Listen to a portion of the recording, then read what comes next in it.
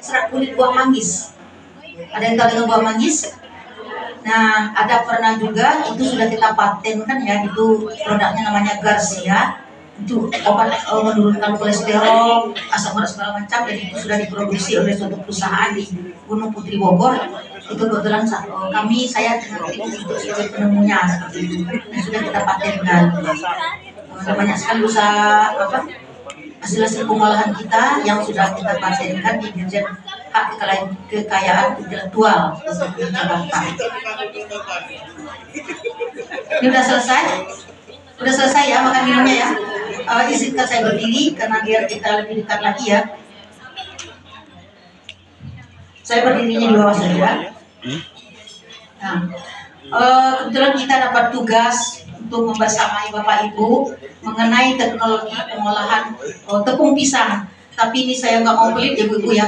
Saya tidak mau hanya dengan tepung pisang saja. Saya pengen tahu Bu Ibu, Bapak tahu semuanya mengenai olahan apa saja gitu. Tapi kita fokusnya tepung pisang ya. Tapi kita juga menyampaikan apa-apa yang bisa kita lakukan dalam pisang ini seperti itu. Kenapa pisang ini juga mendapat mandat ya, karena katanya pisang ini adalah merupakan komoditas unggulan daerah ini. Apa termasuk ya? Benar? Ya, ini termasuk daerah sini. Apa artinya unggulan? Ini diproduksi oleh petani daerah kita sendiri ya. Dan juga dalam penanaman budidayanya sudah terbiasa, sudah tahu dengan pisang cara menanam seperti apa, sudah tahu. Kemudian produksinya cukup tinggi di sini. Di apa namanya? Maros ya, sudah cukup tinggi ya. Nah, tapi ada masalah gitu. Apa masalahnya? Dia mudah rusak setelah panen. Kalaupun misalnya pisang segar ya, kalau kita tidak pertahankan tingkat kesegarannya, dia tidak beberapa hari saja sudah busuk gitu ya. Jadi itu akan segera kita lakukan pengolahannya. Kenapa rusaknya gitu? Setelah panen, kadang-kadang waktu kita panen patah itu namanya kerusakan mekanis atau kerusakan fisik. Kemudian dengan patah itu tadi akan diiringi oleh kerusakan biologis ya, karena udah patah tumbuhlah jamur ya, tumbuh jamur dan segala macam sehingga jadi rusak gitu. Kemudian juga seperti sudah dibilang Ibu Dokter Wiwi tadi ya, ini adalah kita masih impor terigu sampai saat ini. Data yang saya peroleh itu ada 12 juta ton Indonesia impor terigu. Begitu banyaknya kita makan terigu ya, dalam bentuk mie, dalam bentuk roti dan segala macam, itu berjumlah sekitar 12 juta ton per tahun.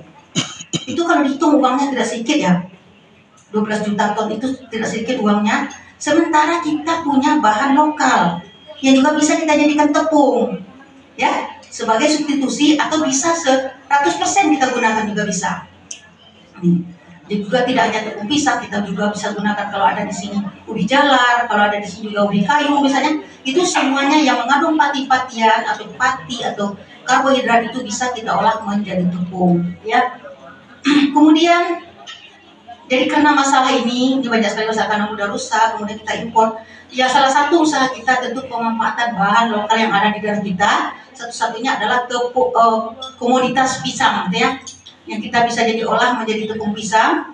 Kemudian tepung pisang ini nanti jadi apa saja juga bisa kita olah lagi menjadi produk turunannya, nanti akan kita jelaskan. Dan di samping itu kita juga memanfaatkan pisang segar ya, tidak hanya pisang mentah gitu. Nah, kalau tepung pisang itu kita buat dari pisang masih mentah ya, belum kita perang ya, pisang mentah.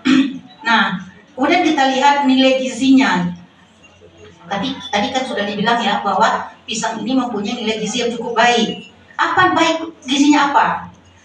Pisang ini mengandung kalium yang cukup tinggi dibanding buah-buahan lainnya ya. Kalium itu apa gunanya kalium?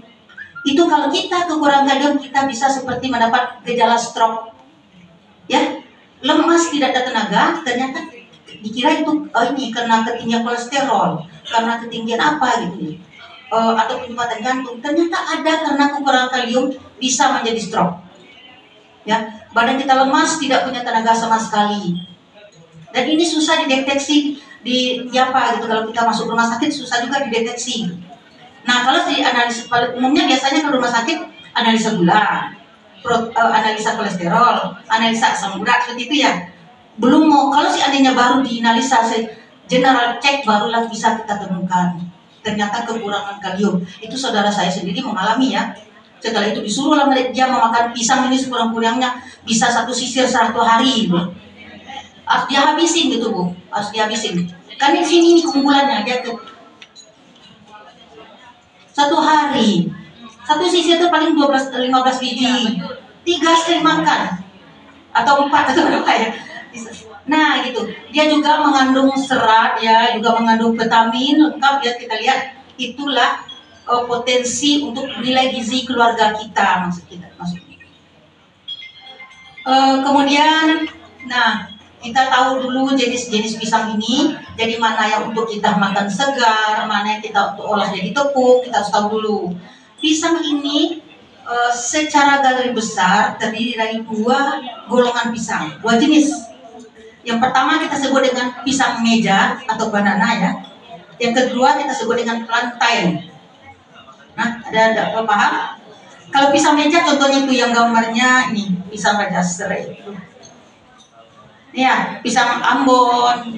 Jadi maksudnya pisang yang tidak perlu kita olah, bisa kita makan segar setelah dia masak.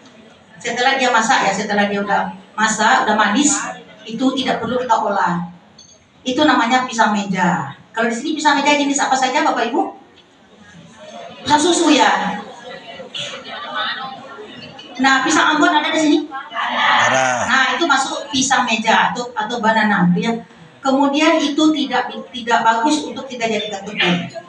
Kenapa? Nanti warna tepungnya juga rasanya agak apa gitu, kurang bagus. Nanti ada kita lihat jenis bentuk tepungnya. Nah, ya. Tapi kalau jenis plantain itu memang cocok sekali untuk tepung. Nah, jadi ada beberapa jenis pisang, tidak semuanya cocok ya. Kalau plantain itu contohnya pisang kepok, pisang tanduk, pisang nangka, pisang, kalau di Sulawesi Utara itu pisang groko. Di sini pisang apa ya namanya? Pisang yang murah, pisang itu murah ya, tidak selalu berat, tidak tinggi nilainya, tidak semahal pisang Ambon ya. Itu bagus kita jadikan tepung. Jadi kita memanfaatkan pisang-pisang yang tidak bernilai tinggi ya. Kalau yang bernilai tinggi kita manfaatkan, kita rugi ya. Harganya lebih mahal kita jual daripada segar. Nah, ini yang kita gunakan untuk tepung.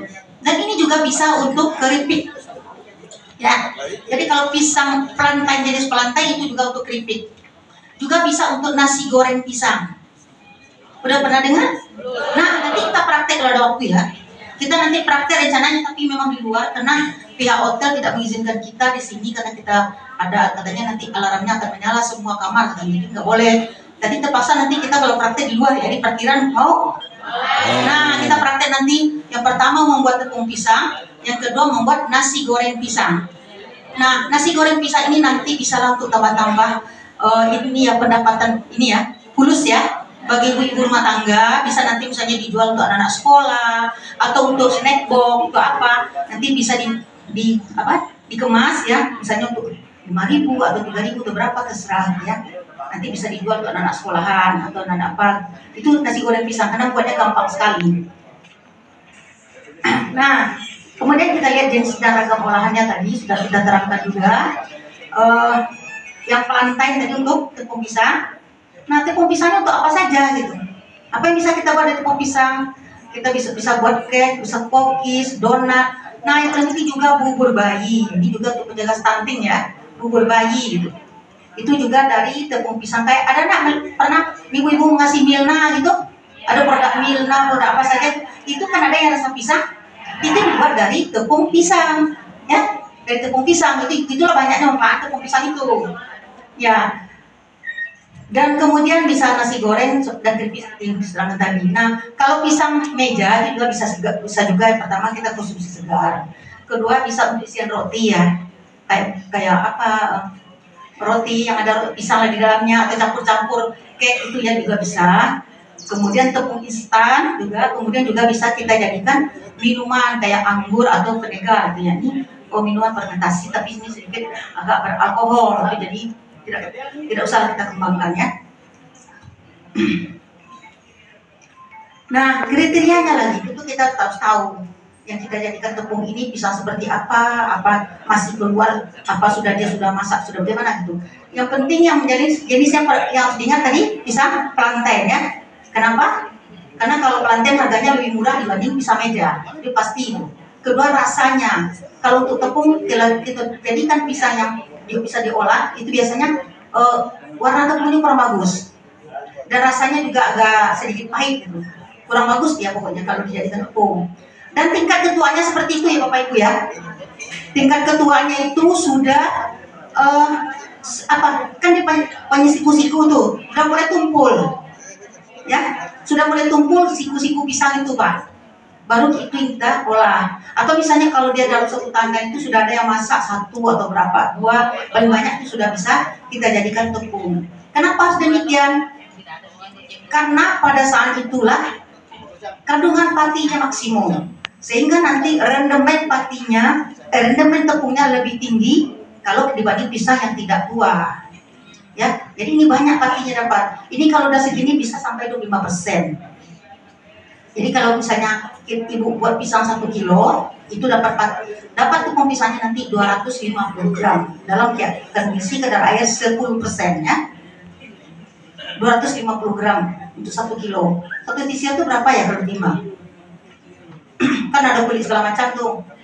Nah, semuanya maksud saya ditimbang tuh satu sisirnya berapa? Kalau dia 1 kilo nanti dapat tepungnya 250 gram. Tapi kalau pisang itu misalnya masih mentah, masih tidak tingkat ketuaan seperti itu, atau kadar patinya belum maksimum, nanti akan rendah, bisa 18 gitu ya. Rendah dapat